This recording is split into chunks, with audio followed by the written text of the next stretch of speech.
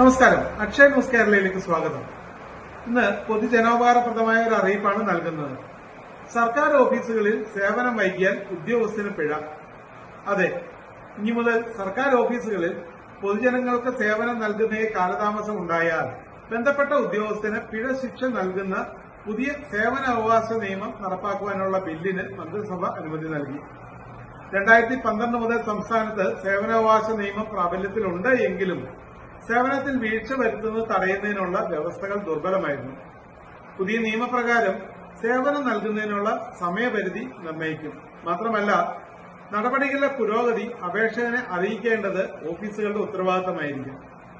ഇത് വീഴ്ച വരുത്തുന്ന ഉദ്യോഗസ്ഥന് 2000 രൂപ മുതൽ 15,000 രൂപ വരെ പിഴ വിധിക്കാവുന്നതാണ്. ഫയലുകൾ വേഗത്തിൽ തീർപ്പാക്കാൻ ഉപകരിക്കുന്ന ഈ നിയമ ഭേദഗതി പൊതുജനങ്ങൾ സ്വാഗതം ചെയ്യുമെന്ന് വിശ്വസിക്കുന്നു. നന്ദി.